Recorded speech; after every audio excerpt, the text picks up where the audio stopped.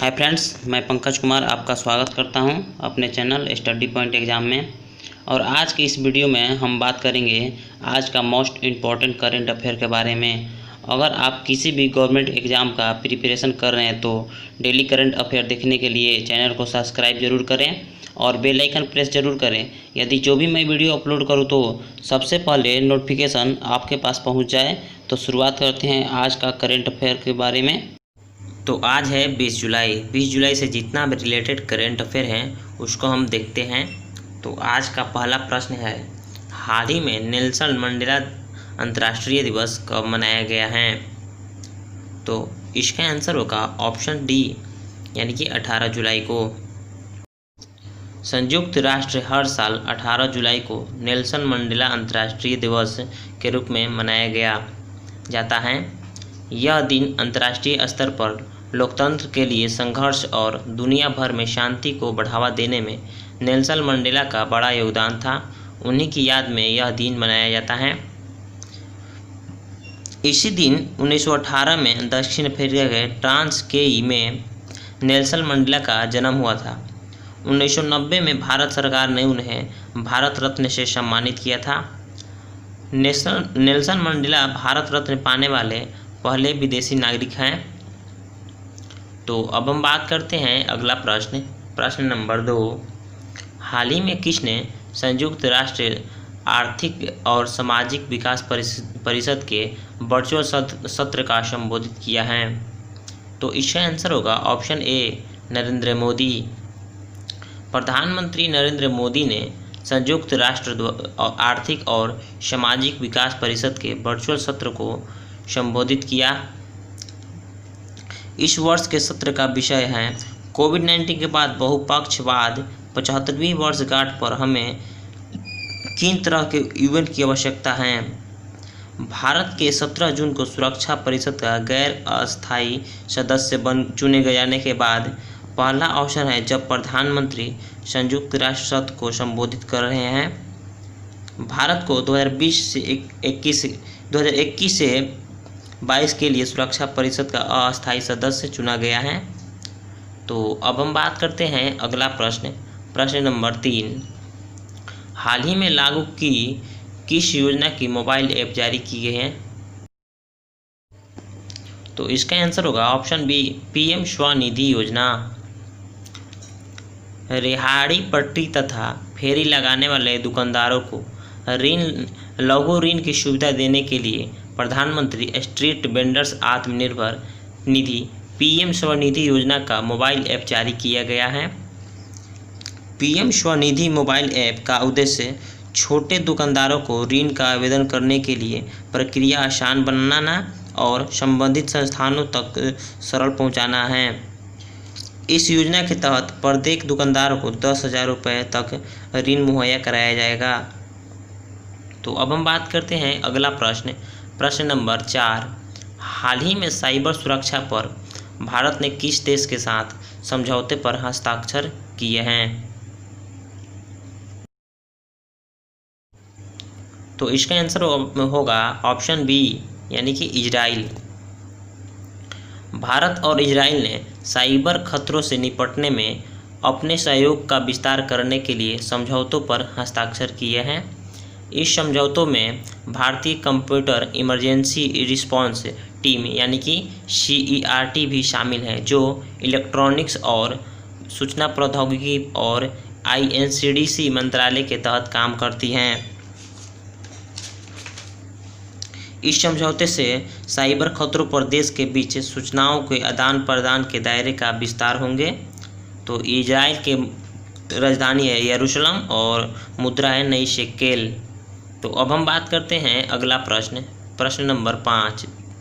हाल ही में रेलवे ने 7 अति व्यस्त मार्गों को कब तक सेमी हाई स्पीड मार्ग में बदलने का लक्ष्य रखा है?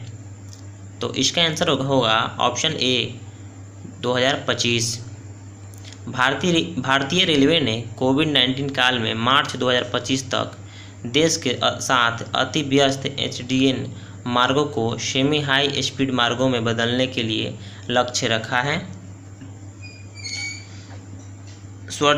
स्वर्णिम चतुर्भुज एवं उसकी तिर्यक साइनों तथा दिल्ली में से गुवाहाटी मार्ग समेत 11,295 किलोमीटर की एसडीएन लाइनों को मार्च 2025 तक 160 किलोमीटर प्रति घंटा की गति के परिचालन को अनुकूल बना दिया जाएगा। इन मार्गों पर भारतीय रेलवे का कुल 60% से अधिक यातायात चलता है। तो अब अगला प्रश्न है प्रश्न नंबर 6। हाल ही में भारत और किस देश के बीच नया व्यापार मार्ग खोला जाएगा? तो इसका आंसर होगा ऑप्शन बी यानी कि Bhutan.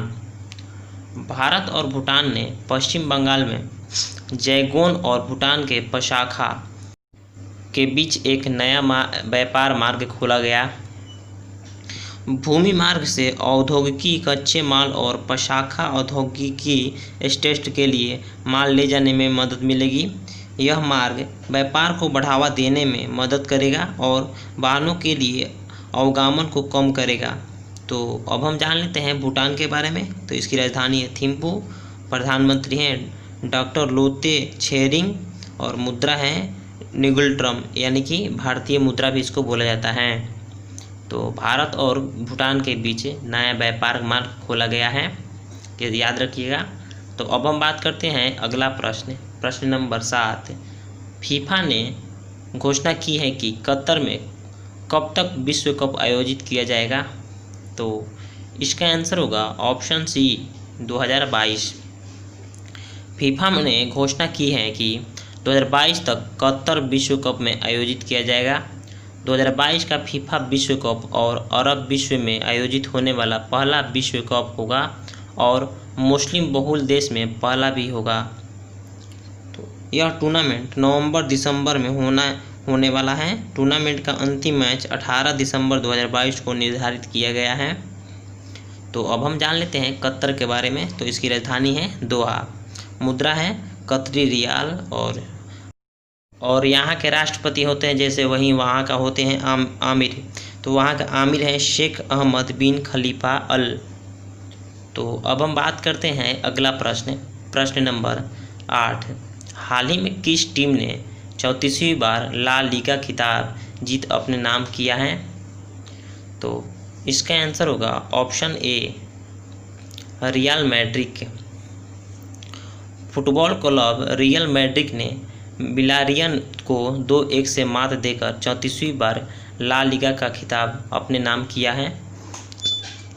France contractor Karim Benzema के 2 गोलों की मदद से रियल मैड्रिड के नए मैच शेष रहते हुए ला लीगा खिताब जीत लिया।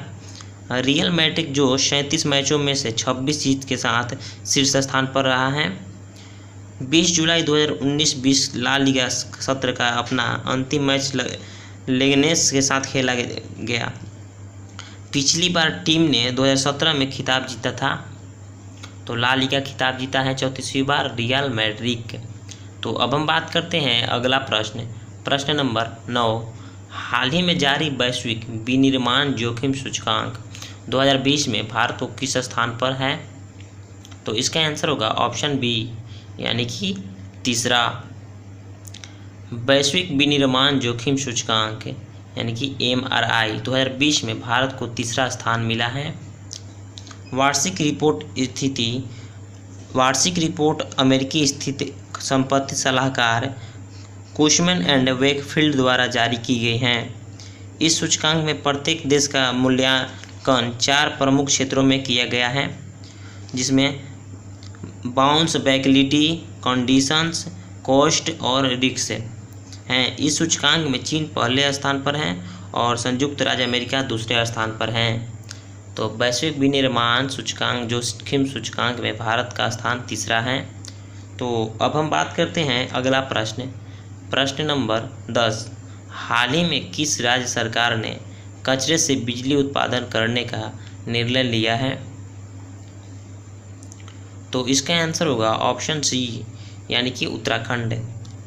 उत्तराखंड सरकार ने वेस्ट टू एनर्जी नामक एक पहल के तहत राज्य में उत्पन्न कचरे से बिजली बनाने का फैसला किया है। इस योजना का उद्देश्य पहाड़ी प्रदेश में ठोस कचरे का निपटने के लिए लैंडफिल की उपलब्धता की समस्या को हल करना है। प्रदेश में 13 में से 10 जिलों पहाड़ी क्षेत्रों के अंतर्गत आते हैं। उत्तराखंड पर्यावरण संरक्षण और नियंत्रण बोर्ड यानी कि UEPPCB के अनुसार इस कचरे से 5 मेगावाट बिजली पैदा हो सकती है और प्रदूषण पर अंकुश लगा सकते हैं। तो उत्तराखंड के मुख्यमंत्री त्रिवेंद्र सिंह रावत। तो अब हम बात करते हैं कल के प्रश्न का उत्तर के बारे में। तो कल का प्रश्न है, किस राज्य की पहली महिला चुनाव आयुक्त नीला सत्यनारायण का निधन हो गया? तो ये महाराष्ट्र राज्य से थी। तो महाराष्ट्र राज्य की नीला सत्यनारायण आचार्य का निधन हो गया। ये पहली चुनाव आयुक्त थी। प्लीज़ सभी साथी वीडियो को लाइक, सब्सक्राइब, शेयर और कमेंट जरूर करें और सभी दोस्तों के साथ शेयर करें। तो अब हम बात करते हैं आज के सवाल का। इसका आंसर आप कमेंट में ज़रूर बताइएगा। तो हाल ही में किस IIT द्वारा दुनिया की सबसे सस्ती कोविड-19 डायग्नोस्टिक किट लॉन्च की गई है? तो इसका आंसर आप कमेंट में ज़रूर बताइए और आप लोगों को ये वीडियो कैसा लगा कमेंट में ज़रूर बताएं। और प्लीज़ सभी साथी वीडियो को लाइक, सब्सक्राइब, शेयर और कमेंट जरूर करें। और जो भी साथी मुख्यमंत्री, राज्यपाल, विधानसभा, लोकसभा सीट की संख्या के वीडियो नहीं देखे हैं तो एक बार कमेंट प्लेलिस्ट में जाकर जरूर देखें और मैं डिस्क्रिप्शन में भी दे दूंगा, वहाँ भी जाकर देख सकते हैं। और आज के लिए इतना ही। Thank you so much. जय हिंद।